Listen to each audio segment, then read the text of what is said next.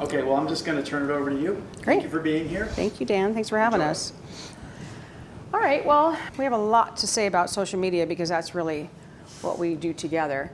But we'll start at the start. Public Information Officer. I was a newspaper reporter, and I got to know Sheriff Bonner, our former sheriff. He very smartly, I like to think, hired me away, and I was the first reporter to be in a government position like that, and they actually created the position for me.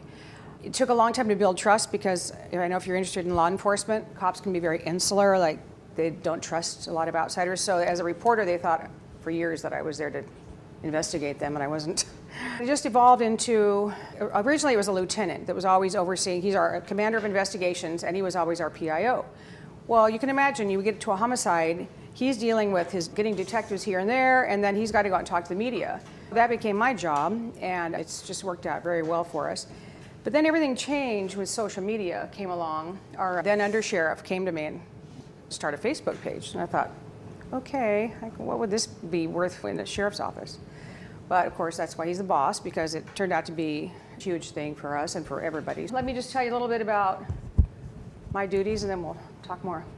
That's Sheriff Bonner. Do you guys know Sheriff Bonner? If you've been around Placer County, yeah, I'm sure a lot of you do. He was 43 years at the sheriff's office, just retired in February of this year. I was with the reporter, or a photographer when I was at the newspaper. I get called out, and reporters listen to scanners in their newsrooms, especially the TV stations, or they see something on social media and they'll call me, or a sergeant on scene can request for me to come out if media is bothering him. I think one of the important parts to mention about Dina's job as a public information officer, and the social media really changed how we do everything. Before, we'd write a press release, we'd either post it on our website or we'd email all the news contacts we had, here's what's going on, maybe include a photograph in it, and that was it. And if they had questions, they'd call us, or if it was a big enough story, they'd come up. Well, that's completely changed. Now with the social media, and Dina and I and another lieutenant are the primary architects of our social media platform, it's completely changed how we do things. Now, we don't even send press releases out. Everything goes either on Twitter or Facebook. Those are primary media sources that we send out, and then they call us. And a lot of times they don't even do that. Dina knows she's having been in the news world, she knows how to set it up in the way the news wants to play. So oftentimes she'll write it up, they'll just go copy, paste in the B, and boom, done. And she will have written the story with someone else's name on it. It's funny to get home and see the news, and the anchors are reading my press release. And that's another skill, good writing. Mm-hmm. Even in law enforcement, it's essential to have good writing skills. It's just some high profile. When we arrested Run Our Test, who's now Meta World Peace, I think is his name, the Lakers. But that's when you're a little sergeant, Andrew. Mm-hmm. That was wild. I should have the picture to look at. There was so much media there. It was just unbelievable, surprising amount of media. Unfortunately, in our jurisdiction, we have the Forest Hill Bridge, and it's 730 feet down, and there's no coming back. This lady hung out on the backside. This is before, I don't know, you guys are probably familiar, you're local, probably Placer County, but they have redone this, so they raised the barriers. It doesn't stop. It slows people down. They bring ladders now. Last week, we got a call. It's like, hey, guys, walk along the bridge with a ladder, and sure enough, And then this bad-hair bandit had been on the loose for a long time. She'd been robbing banks all over the Pacific Northwest, and she came to Placer County, and we caught her. Coming down Highway 80, she'd robbed a bank in Auburn, came down 80, and we caught her near Rockland, right here. She had a cat in her car. She traveled with a cat. I think that's weird. Cat burglar. Mike Tassell out covering some of our news. The worst day of my career. You guys all know when Mike Davis, Danny Oliver were shot and killed. I worked in the same office with Mike. I watched him walk out the door for that call. And for some reason, we were able to just set so tightly on the news that Mike had died, and the media had no clue. They had no idea where we were at on that. I think I have a video clip. Listen to the media. They're never surprised by anything. They were surprised. Okay, so we're going to go to spokeswoman Irwin now. Still a working team. We have a ton of crime scenes to process. Very sorry to tell you that one of our deputies did not make it. Oh, no. The other one is going to make it. Can you give us the name of the deputy? Not yet. His family hasn't all been notified. How are you and the rest of the department holding up right now? Just really mad. This guy was on a one-man crime spree today, and he has no idea the damage he did. And it's going to take a long time for us to not be mad. That just went on for over a month. the nonstop media attention. It was insanity. It was the One of the things that we learned from this incident and other incidences like this is Dina talked about it used to be the Lieutenant of Investigations was the PIO. Obviously now Dina has that primary responsibility. But when these type of incidents happen, the media wants to know everything right now. And it can overwhelm anyone that's dealing with that. We found that if we can get on our Twitter and put out details slowly or however fast we want, when we can do that, her call volume plummets.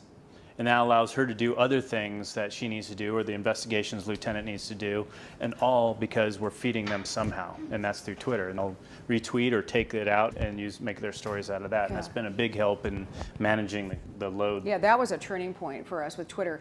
I actually tweeted, I will not answer my phone again. You have to watch Twitter for any news. And people really stopped calling. Of course, I didn't answer anyway if they tried. The other thing I did was, it was a massive SWAT thing. News helicopters were interfering. And dispatch called me and said, can you ask them? I tweeted, get your copters out of here. And they just spread out. That was with a single tweet. So it just became a very powerful tool at that point for us. And I think the important thing to note about that as well is that they want something, and they're going to bug you until they get it. Because they have deadlines, they have their own pressures, so they're passing that on, trying to get information. And being able to tweet stuff out satisfies that need that they have, and they don't bother you, frankly. You can take care of those issues, those details, and move on to stuff you need to do. And if you don't feed them, feed the bears as we call it, they will find a neighbor or somebody that was a half-assed witness that will give them some statement that is not going to reflect well for you. So it is important to feed them what they need. And this is one day I just went on boat patrol up in Tahoe, and when I got home I had so many clips. I made this iMovie trailer, not a movie, just to make the trailer. But it actually worked out pretty well. It was very popular.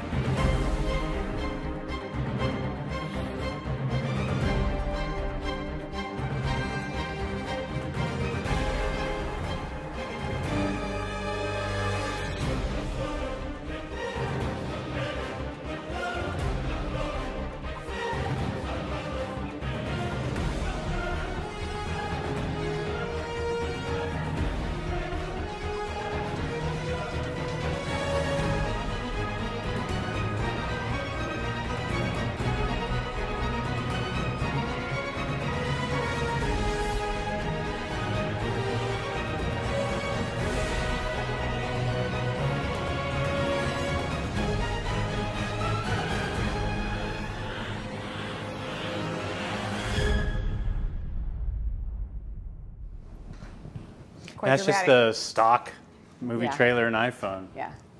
But it was quite impactful for all of our followers. And one of the reasons we went to putting more videos up is when we started this, it was pretty much us almost experimenting with the different platforms.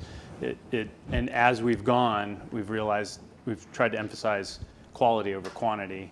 Everything we've done, we've tried to bring up to the next level. And then once we get that going, we try to bring it up again. So this was one of our very first videos. And now we've done videos, we've done our core values, we've done the mission statement, and those are code of ethics. And those were more professionally done. We had, a professional photographer, videographer come in and trying to raise that level of what we do.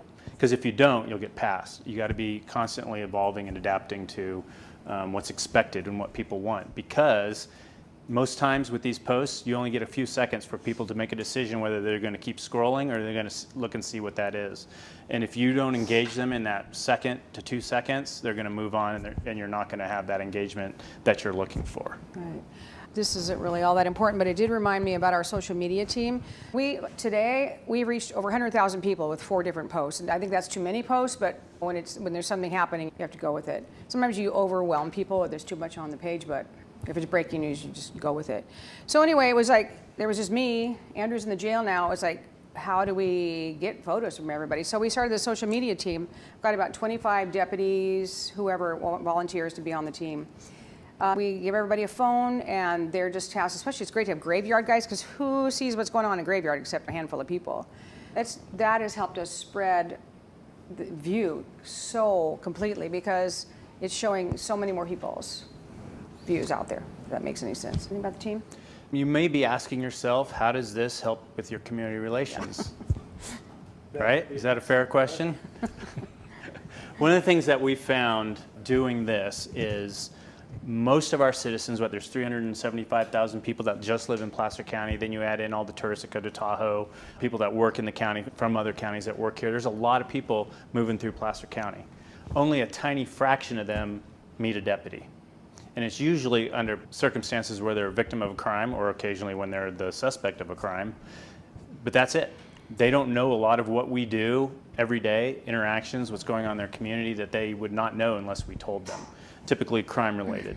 So we found that our social media platforms, like Dina has, shows that we have Facebook, Twitter, Instagram, and now we're on YouTube and Snapchat. Each one of those reaches a different segment of the population, and each one of those we treat differently as far as what we're going to put on it.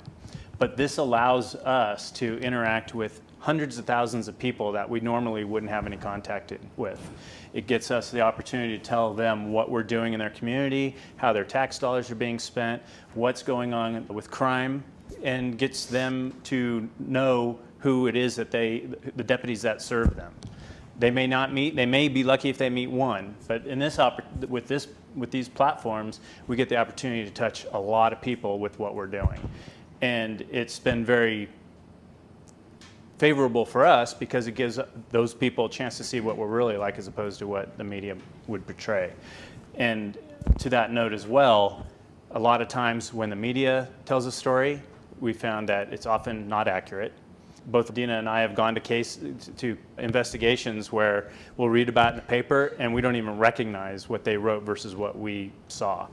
So with these platforms, it gives us the opportunity to tell the story, the facts of what's going on, unfiltered through someone else's perspective or bias.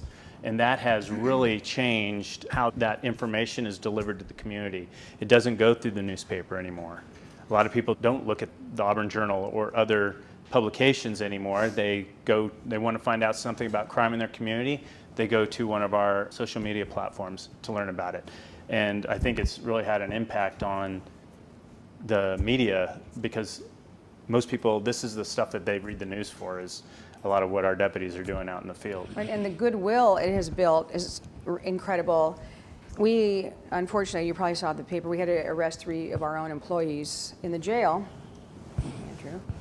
And we were ready for it. We prepared a good release. We anticipated a huge response. We got 99%. Everybody that responded was like, good for you, coming out in front of this issue. You weren't hiding it. We would not have had that if we hadn't had a strong community goodwill that we'd built up for all these years. And I think what's important about that too is the transparency. We are a government agency. And we have very wide and broad powers to impact our community for good or for bad. So it's important for us, because of the things that we're allowed to do, we can go into people's homes, we can deprive them their liberty and their freedom, we can take them to jail. There's a lot of things we can do that it's important to us to be transparent what we are doing. And this gives us the opportunity to do that in a whole nother level that we didn't have before. So when Dina talks about those 3 employees we arrested, we got together. We knew this was going to happen, but we got together as a team, a social media team and the PIOs, and we talked about how are we going to put this message out there, because there was never a question that we were going to tell people what had happened. This wasn't something that we were going to try to hide or sweep under the rug, because it goes to that transparency and, frankly, trust. If we had tried to hide this and somehow it got out, and it probably would, how many people would trust us if it came out through an expose as opposed to us coming out and telling them the story? Not only do we get the opportunity to be transparent, but we get to tell people the facts as opposed to innuendo and hypotheses about what's going on. The facts get out there. And that's, I think, why, because we have that transparency and we've built that trusted community, that when we did release it on social media, most of the comments were, thanks for taking care of this issue, getting out in front of it. It was all, and we had a couple negative ones, and you're going to have that. And we won't delete those. It is a public forum, and not everyone has the same view, and it's important that everybody gets heard, at least on our sites, unless it's attacking other posters or violating Facebook standards. But this is one of the ways that we're able to be transparent to our community and the people that we work for. So. And we've also found that our reach now is, our Facebook page reaches more people than the local news affiliates. So TV stations. yeah, all that, KCRA, all those people. So it's interesting. I used to do 3 or 4 on-camera interviews a week. I haven't done one for months because they're taking all of our content off of social media and they're running our video. They're just taking quotes off my page, just put it. It's turned around. We are now the news source. We've really become our own news bureau. And it's interesting too, because we think we know what they want to talk about. We think big arrests or big events. Typically, what we'll see one of our videos in the Sacramento Bee, it's about some bear we saw on the side of the road, or a canine who's having a birthday, or something weird like that. And they love that stuff. They eat it up. So we've really tried, as we use social media, to determine what content do people want to see. Because if they don't want to see it, then what's the point in posting it? Because it's all about the consumer as far as social media goes. So we keep a real close eye on our statistics and our reach and all those other issues, so that when we post an article or a video or a picture or whatever the case may be, we watch and see what kind of reach does it have. Is it people sharing it? Are people commenting on it? Are they reacting to it with the smiley face or the angry face? All those things we take into consideration to determine what we're going to use in the future on our social media. Discuss any of your... I have a question. Yes, sir. Do you really? I have 2 questions. Okay. Which of those has the highest following, and how do you break those down in terms of the, I think you said age groups? Sure. This was actually... What's the blue one? I've never heard of that. The blue one? Yeah, I don't know. So this was actually a little tutorial that we put together for our social media team. I talked about having that 1 or 2 seconds to really get people's attention and have them engage with your product, or they're moving on to something else. This was designed for that. So we have obviously Facebook, Twitter, Instagram, old icon, YouTube, and now we have Snapchat. Is that it? All Yep. 5? But we don't treat them the same. I've noticed a lot of law enforcement agencies will put the same article on all their platforms. We don't do that because we've realized through trial and error, frankly, that people consume social media in different ways depending on what platform they're on. So if I have a breaking story, and like when I talk breaking, it doesn't have to be huge breaking. It could be, hey, chains just went up on I-80, so make sure you have your chains, and traffic's really backed up, so if you don't have to go today, don't. Okay, that's really not that exciting at all, but we'll have all the Reno stations, the TV stations start throwing that up. The Bay Area stations will throw it up because all the people in the Bay Area going to Tahoe, and those are some of our biggest posts, which is it's incredulous that stuff's important to people, but it is. We use Twitter for our breaking stuff that's happening. We want people to know right now. We can use it for, hey, there's a jail escapee, and make sure you stay in your house. Boom, it goes out. That's the kind of stuff we use Twitter for. We don't use it to tell stories per se. Now, Facebook is pretty much a storytelling platform. It's more in depth. It doesn't have to be happening right now. It can be something that occurred last week, but we'll use it to catch criminals. We'll put up surveillance photos of someone who's done an identity theft at the local Target. We'll throw that up there, and people can see that. And we've caught, I can't tell you how many people, almost every time we put someone's picture up saying, hey, this person committed a crime, if you know them, call us. Someone's called us and said that's so, and then we'll end up arresting them. And then we'll report back to our followers, hey, thanks for your help. Our social media followers caught this guy, and give them the credit, because we may not have solved the crime had they not recognized the person who called us. A lot of these are like lower end property crimes, identity theft, which take up the most of our time. They're hard to investigate. And we're solving them. It's like fishing in a barrel. As soon as I put it up, the detectives start getting calls. It's unbelievable. People will turn on each other like crazy. Instagram, everyone I'm sure in here has Instagram, right? Anybody not have Instagram? You don't have Instagram? Get Instagram, then you can follow us. We use that as a video, like Instagram's pictures, right? So we try to engage people with pictures, but we don't put up criminal mugshots. We don't tell people who we've arrested on Instagram. We don't say, hey, do you know this person that committed a crime? None of that goes on Instagram. It's simply storytelling through the use of photography. And then YouTube, obviously that's videos. We'll throw videos up there, especially our more professional ones we'll throw up. And then now chat, which isn't on the screen. Who does Snapchat in here? I figured. You don't do Snapchat either? No, actually, for people who don't have social media, do you guys post basically all this stuff on your website? No, none of it. People don't use our website nearly as much as they used to. If we watch the hits and the engagement on our website, it's gone down tremendously since Yeah. we've started. People use it. There's groups out there, and you guys might be members of them, that are, I think Good Neighbors of Lincoln is an example. There's tens of thousands of people that follow it. I didn't even know that many people were interested in what's going on in Lincoln, and they'll post what's going on in their community. And whenever we post something that we've arrested or a crime committed in Lincoln, boom, someone will post it on that page. It's just, that's how stuff gets out now, and that's the tentacles of information. So really, our website, there's good information on there, visiting hours for inmates and who got arrested, but it doesn't tell the story with the impact or even the information that our social media has. And then, so Snapchat, we don't put a lot. It's typically a little bit younger demographic than the others. I don't, frankly, Dina and I don't deal with that because I it's, hate Snapchat. yeah, it's Snapchat, and we're not really savvy to that. But We're a little old for that demographic. yeah, well, I wasn't going to say that, but yeah, we are. So what we did, we realized that we did want to engage that group of kids or young adults that are engaged in Snapchat. For many of them, and maybe for a lot of you, that's your primary mode of communication with friends and sometimes family. So we wanted to be engaged in that because we thought it was important to reach that group of people. So we went and found someone that was on Snapchat that really had an understanding of how it's used, because we can't use it like all these other platforms. They're all different and they have to be treated differently or it won't succeed. So we found someone who knew that stuff, created a Snapchat, maybe a couple months ago? Yeah. And started putting it out there, and we said, here, you understand it, you know what our philosophy is, you know the mission of the sheriff's office, what's important, our values, our core values. Keeping all that in mind, create content for this that people will want to see, that will engage the people that are on Snapchat. So that's what we did. And it was a matter of really, frankly, learning for us. We thought, well, how do we even tell people we have a Snapchat page? I could put it on Facebook, but a lot of the people that are on Snapchat aren't on Facebook. I could put it on Twitter, but I guarantee you a lot of people that are on Snapchat aren't on Twitter. And that's the difference that we were talking about. So we had to come up with unique ways to do it. And one of the things we did was, frankly, rip off an idea from Dutch Brothers. Every month they come out with a sticker, right?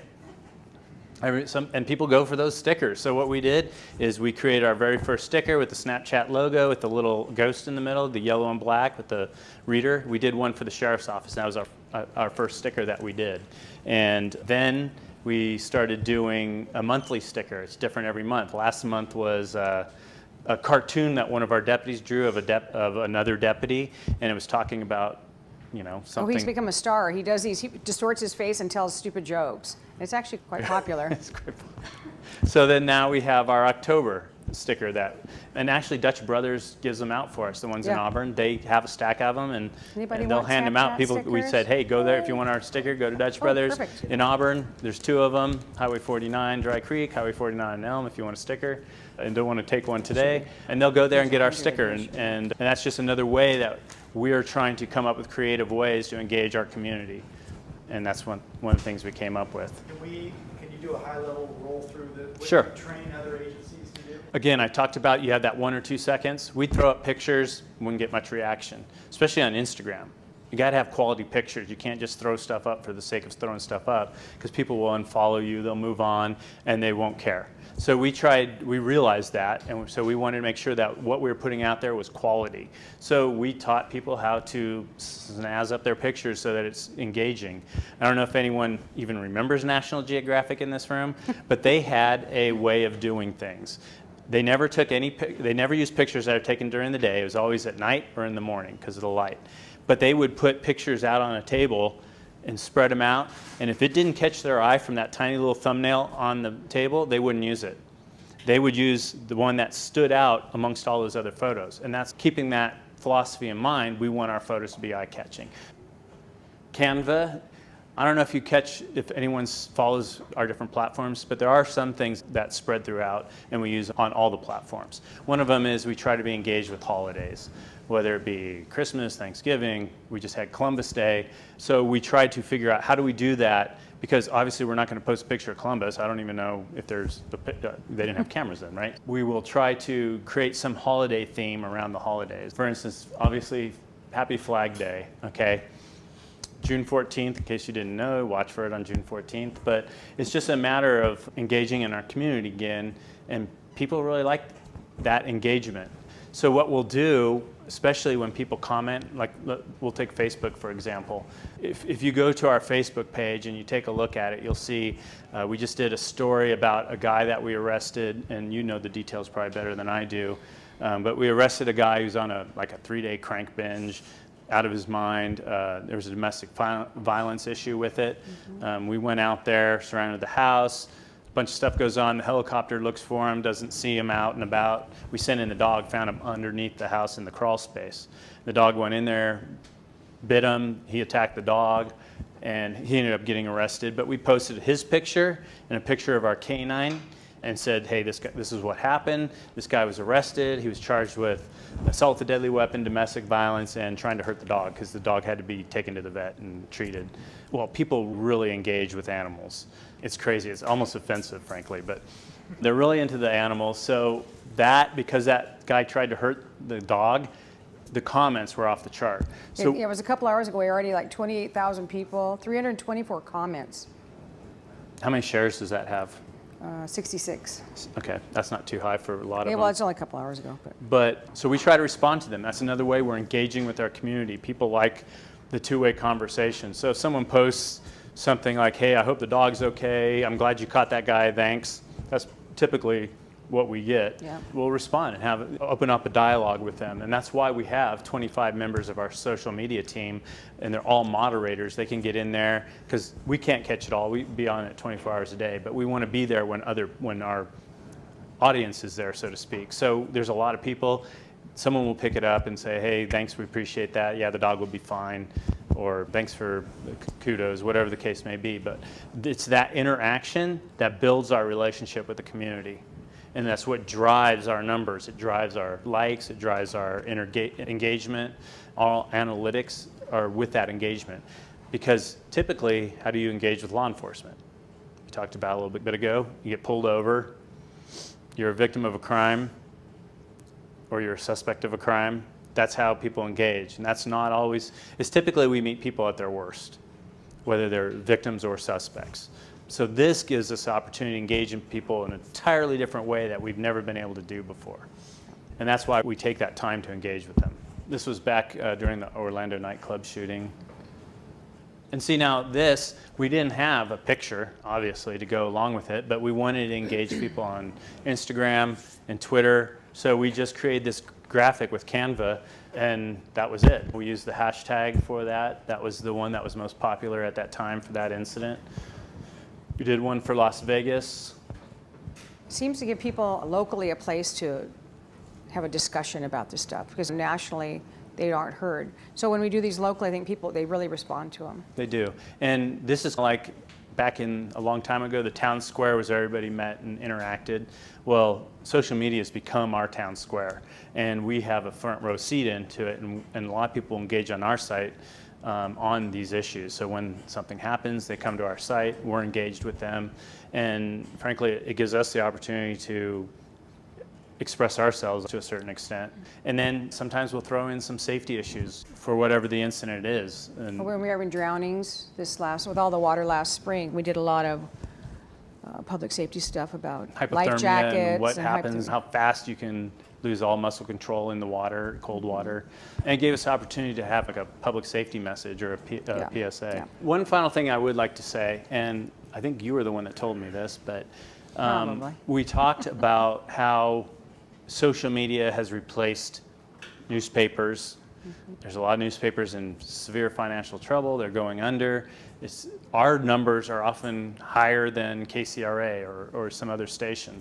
So this social media has really become the way to get information out, as opposed to what the traditionally was the newspaper. No one wants to wait till 6 o'clock the next morning for someone to throw the paper on their porch to find out what occurred with some big incident. They want it right now, immediately, from numerous sources. It wasn't too long ago that the Auburn Journal called us to complain that we were getting the information out first, and by the time they got it in the paper or online, the narrative was set with what we were putting out there.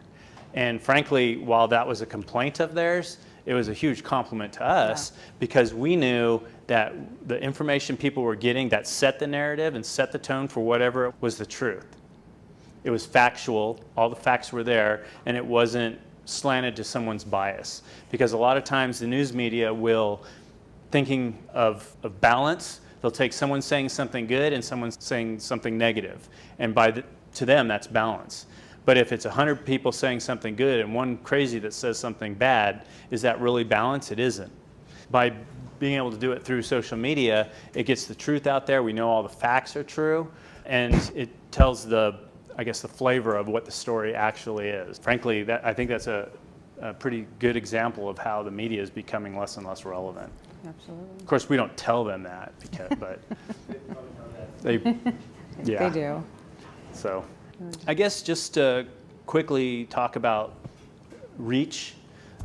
It's interesting, and we keep an eye on what is popular and what isn't. We try to weed out the stuff that isn't popular and do more of the stuff that people like to see. There's been some posts where, now keep in mind, Placer County is 375,000 residents. We've had posts that reach 2 to 3 million people. So that's a lot of people that don't live here that are digesting our information. And there's been cases where we'll go to law enforcement training in San Diego and people, oh, Placer County, I remember you guys had that XYZ. And it's because of the reach we have well beyond the borders of Placer County that we get that information out.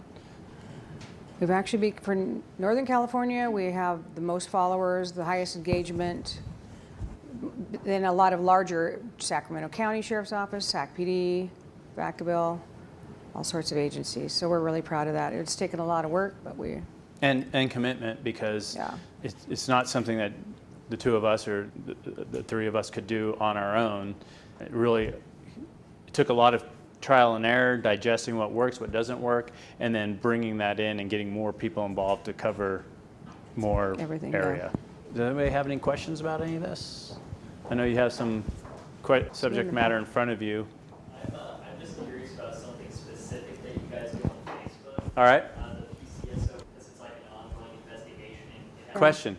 So how that works is arrests are public information, and the charges are public information. That can be released. Things we can't be released are a lot of times the victim's information, where the suspect lives. We may say it's in the 8500 block of Dry Creek, but we won't give addresses because that's not appropriate.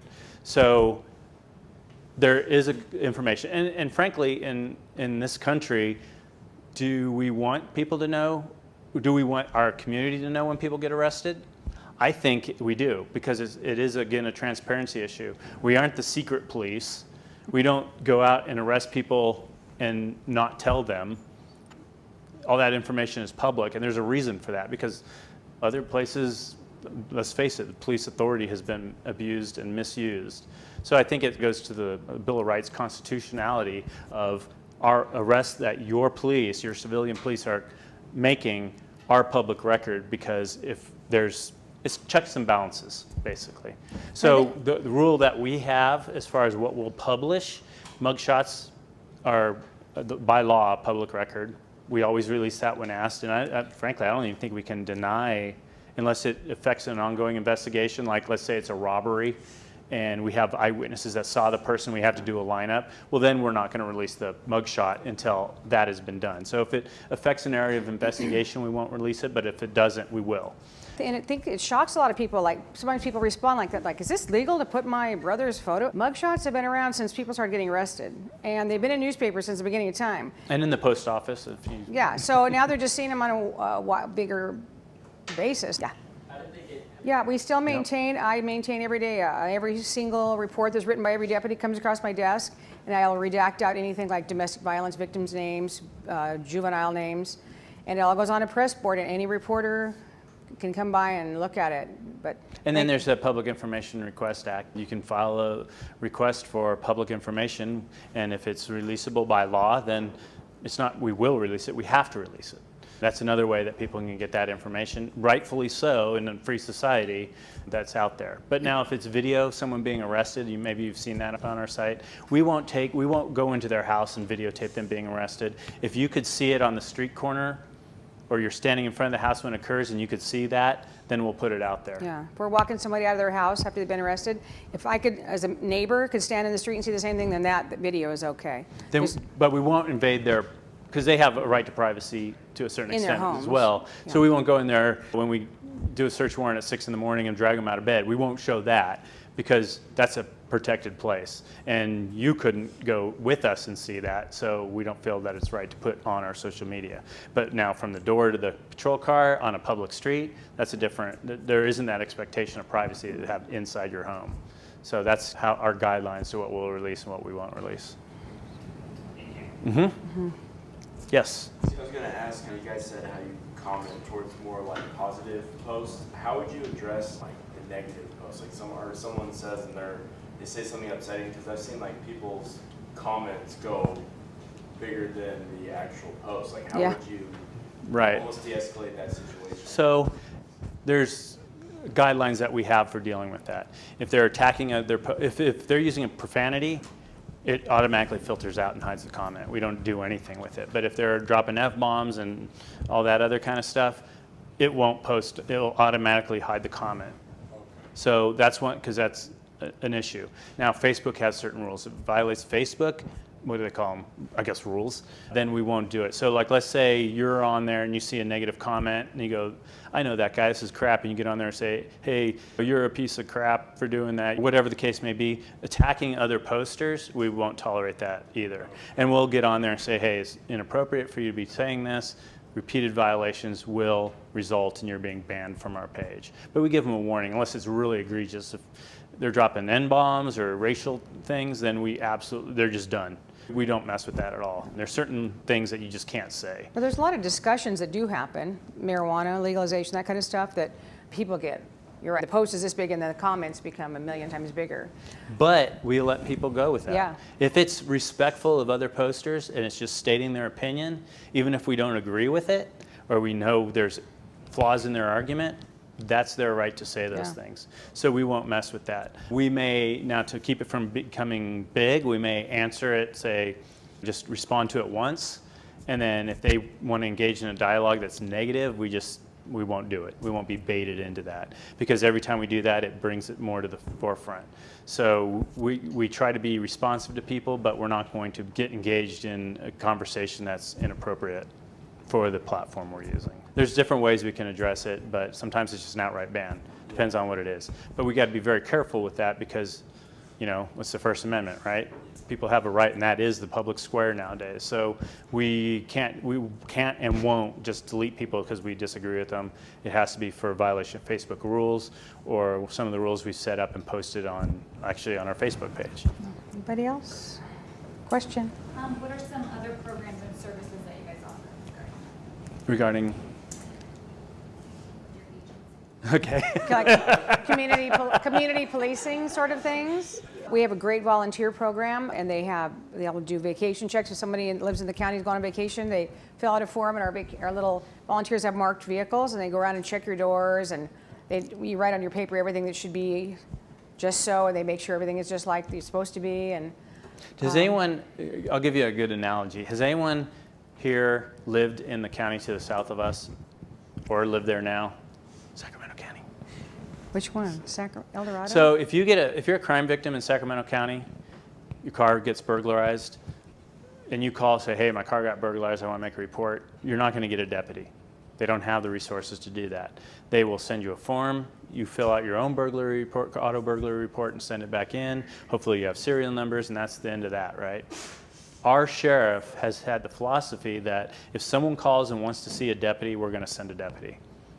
And that's part of engaging with the community. And it can be, trust me, we've gotten some pretty ridiculous calls, but we will go out there. Unless something else is going on, we can't. But if we can, we'll make that trip and engage with that person. But that's part of engaging the community that's important to us here. And then, like Dina said, we have the vacation checks, and we also have a Citizens Academy. once a year where people can come in. It'll be in March, right? It's like in the springtime. Twice a week? No, it's 2 nights a week for 4 weeks now. So 8 classes where they get in and learn about all the different things that we do. Because a lot of people don't realize what the responsibilities of the sheriff are.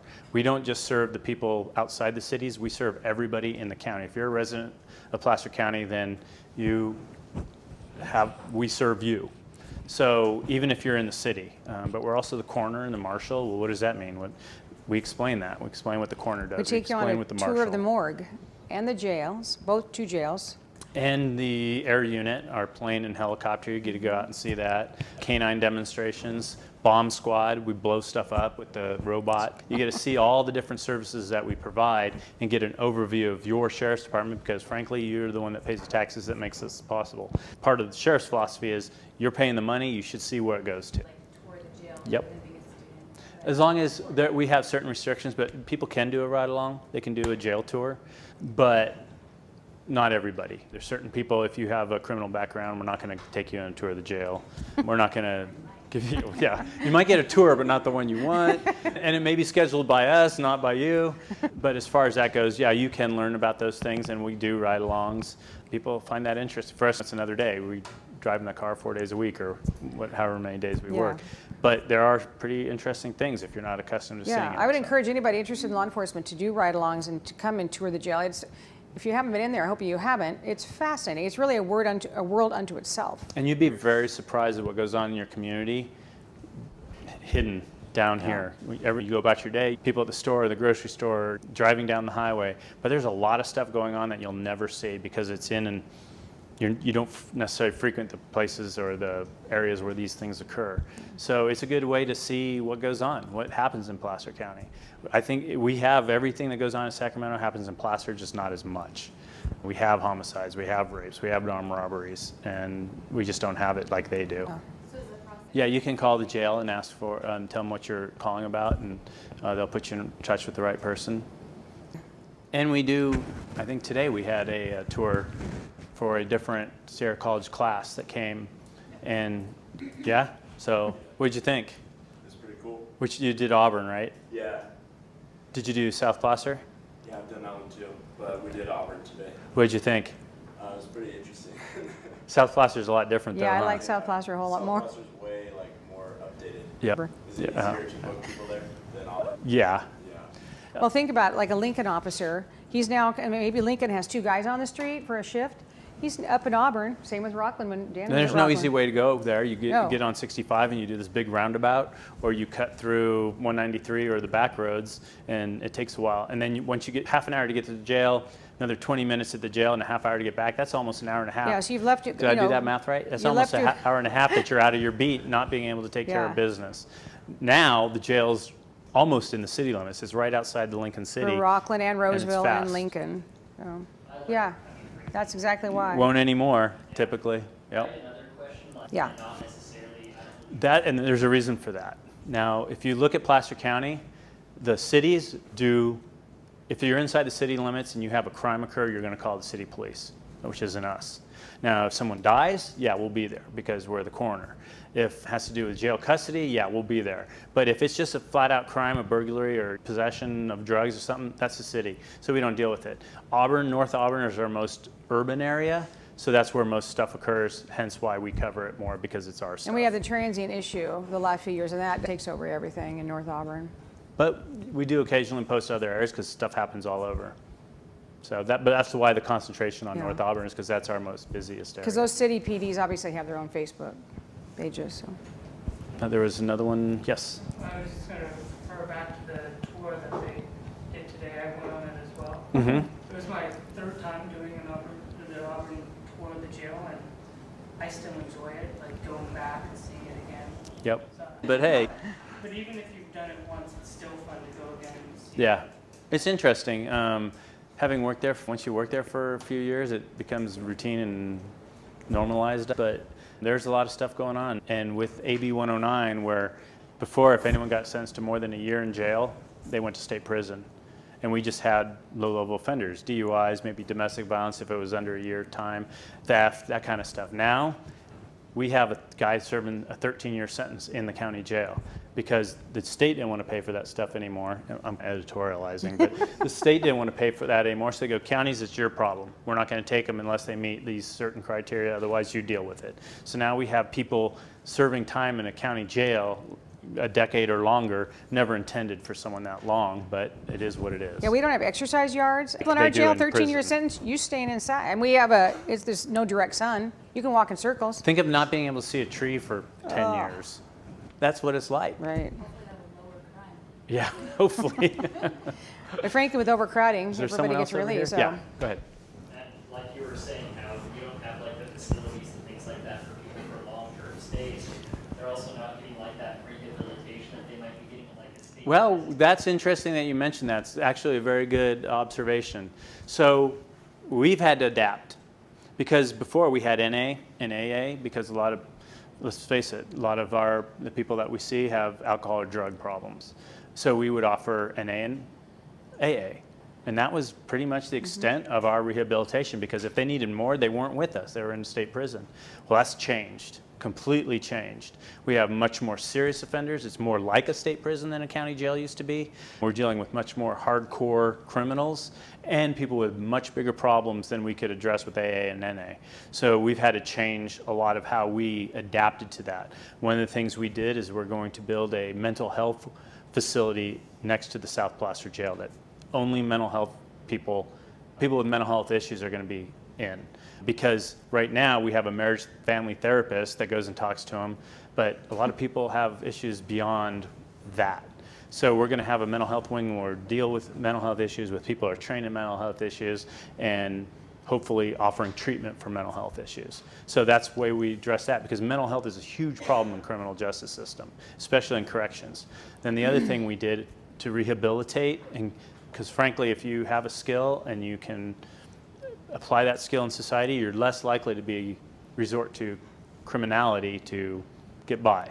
So we are going to be building a 140-bed behavioral, life skills, vocational training. It talks about behavior, obviously, life skills, which just stuff that we may take for granted that we've been taught by our parents or guardians or whatever. They didn't, so we'll be teaching those skills. And then most importantly, probably, is a vocational, where we treat them a skill or a profession, a profession. It's designed to lower recidivism by investing in them, those three life skills, behavioral and vocational. Also, right now, we're doing a lot more education. We had more people get their GEDs, I think, in the last year than we've ever had in the jail. Or flat-out high school diplomas. They've actually gotten a high school diploma while they're in custody. Yeah. We've really had to, we're trying to move away from the storage model and actually get into the rehabilitation with the idea that if we can do that and we can put these people on a different path, then we won't need as much jail space. So we're investing, it's really an investment in the future because these things aren't cheap, but we're trying to give people skills, life skills, work skills, because frankly, there's a lot of people that don't know how to do a job interview. What do you wear to a job interview? Mm-hmm. Things that we may take for granted or you learn in an environment like this that they won't ever. So maybe it's not our job, so to speak, of giving them these things. Maybe it was a parent's job. I don't know, whatever, depends on what it was. But if it cuts down our recidivism by doing that, then why wouldn't we? And ultimately, we hope that will save money for the taxpayers investing in incarceration. So the mental health facility, we got approved for that. It's a $10 million facility. We're in the design stages right now, so we're pretty early on. The behavioral vocational life skills was a $50 million. It was a big chunk of change, but it's a bigger facility. It's 140 beds between male and female. Plus there's a lot of vocational stuff going into it. That was awarded this year, so that's further down the road, but we got to start somewhere. So those are, a little bit further down. But it's interesting, I went to San Diego and they had a brand new jail that was designed around this model. And they were teaching landscaping and people were able to get a landscaper certification. They were teaching tailoring, sewing, and you could get a certification in that. And then there was, food preparation, being a chef. And that was the longest program. And while we were there, they'd prepare food and we'd eat it. And oh my gosh, some of that stuff was really good. But it gives them a skill that they can use, something very manageable, and hopefully they won't come back. But they had a very advanced program, which I would like to see some of what they do brought to Placer County. So. What are some of your challenges to implementing CP strategies? The what strategy? CP. Community policing. Time, money, because everything's an investment. Everything takes money. In a fiscally challenged county, a lot of this stuff wouldn't happen. For instance, you would think of social media being a very inexpensive, you create an account and you post some stuff, right? It's not. We bought 25 iPhones and gave them to all these people to gather content because that's what we wanted. So that was an initial investment, but it's paid off in how we expected it to. And then there's the time. We all work for a living, and that time is paid.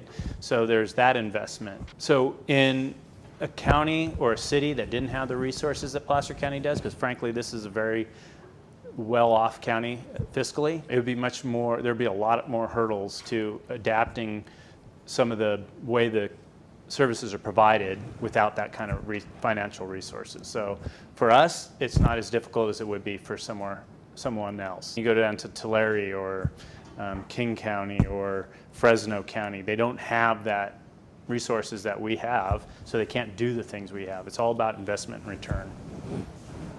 You had a question here. I think one of the things that the transient issue in North Auburn, we've really focused on that. We created 4 POP deputies, problem-oriented policing, and all they do is they figure out what is the community need to be addressed, and then they go and address it.